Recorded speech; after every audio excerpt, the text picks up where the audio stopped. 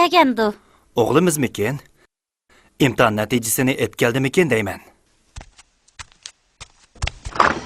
Assalomu alaykum. Va alaykum assalom va rahmatullohi va barakatuh. Barliq imtihonlarimdan yuqori numar epdiman. Ana maktabning doskasida ismim eng beshiga yozilibdi. Birinchi bo'lib o'tibdiman. Alhamdulillah, alhamdulillah. Apirin o'g'lim, inshaalloh. Kelgusida islomga, vatan millatga yaramliq odam bo'lishingga tilakdoshman. İnşallah. Va'dangizni o'rinlaydigan vaqt keldi, dada. Ha, va'dam esimda o'g'lim. Qachon yo'lga chiqamiz, dada? Tog'angning uyiga ati yo'lga chiqamiz, Ahmad. Safar tayyorligi bitib qoldimi, onasi? Xudoga shukr, hozir tugatdim. Peshinni o'qidingizmi? Yo'q. Peshin bilan asrni jamlab o'qiyli amsa. Texi yo'lga chiqmagan tursak jamlab o'qisak qanday bo'ladi? Safarga niyat qilib bo'ldik. Ikki namozni jamlab o'qib olsak bo'laveradi. Ham jamlab, hamda qasr qilib o'qimdiq. Qisqartmayla jamlab o'qiymiz. Bir hadisda bayon qilinishicha, payg'ambarimiz Muhammad sallallohu alayhi va sallam safarda kun qayrilganda peshin bilan asrni jamlab o'qigan. Bizmi shundoq o'qisak bo'ladi. To'g'ri. Alloh taolo bizga osonlikni xohlaydi. Pastlikni xohlamaydi.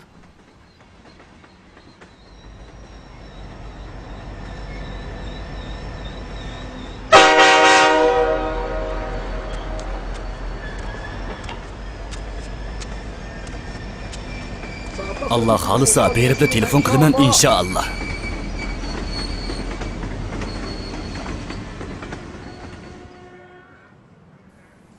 Xudoga shukr. Biz o'ltirmoqchi bo'lgan avtobusda bo'sh o'rin bor ekan. Alloh safarimizni o'ngishli qilg'ay. Qachon mang'udi ekan? Sal turib mangdi ekan bolam. Namoz sham vaqti avtobus tili kirib qoladigan bo'ldi. Namozni qanday o'qiymiz dadisi? Inshaalloh manzilga yetib borgandan keyin xubdan bilan qo'shib qasr qilib o'qiymiz. Qasr qilib degan nima, dada? Xubdanni qisqartib 2 rakatli o'qiymiz. Shunda qilsak to'g'ri bo'lamdi. Albatta o'g'lim.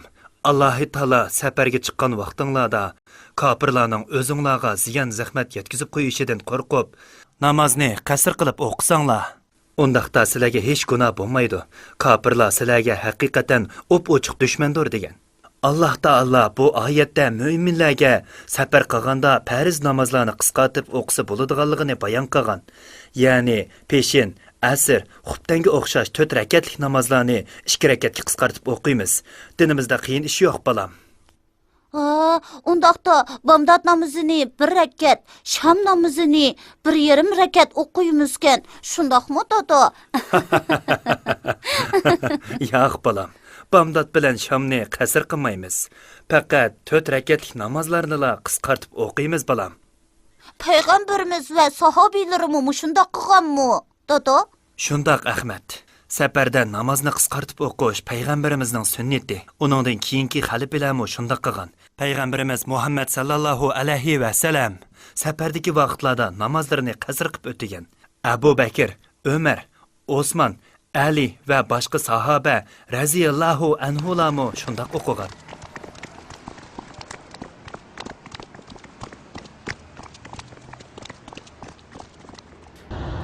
Ammo oyatda kofirlarning o'zinglarga ziyon zahmat yetkazib qo'yishidan qo'rqsanglar debdikan. Bizda ulardan ansirash yo'qtirsa, yana nimishqa namozni qasr qilamiz? Ya'ila ibn Umayyadan mundaq bir bayon bor. Bir kuni men Umar ibn Xattobga Alloh taolo safarga chiqqan vaqtinglarda kofirlarning o'zinglarga ziyon zahmat yetkazib qo'yishidan qo'rqib, namozni qasr qilib o'qinglar degan. Ammo hozir kishilarda unda qo'rqish yo'q degan edim. Umar men shundoq o'ylab payg'ambarimizga aytgan edim. Payg'ambarimiz bu Allohning sizlarga qilgan sadiqasi. Allohning bu sadiqasini qabul qilinglar deb javob bergan degan edi. Namozni qasr qilish uchun ma'lum musofi bormi yo'q? Olimlar bu haqda bir narsa deganmi? Butun olimlarning qarashicha har qanday safarda namozni qasr qilib o'qisa bo'ladi.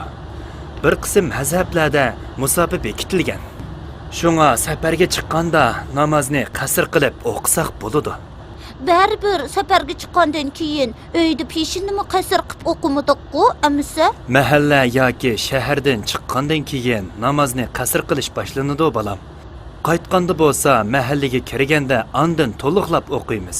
Agar safar qilgan kishi bir yurt turib qolsa, namozni yanala qasr qilamdi. Safarga chiqqandan boshlab qasr qilish boshlanadi. Payg'ambarimiz Makkani fatih qilib bo'lgandan keyin Makkada 20 kun turib qolgandimi, namozni qasr qilgan. Ammo muqim turib qolmoqchi bo'lganimizda namozni qasr qilmay to'liq o'qishimiz kerak. Dinimiz bizga nima degan kamchilik qilgani? Salomat kelib oldik. Alhamdulillah.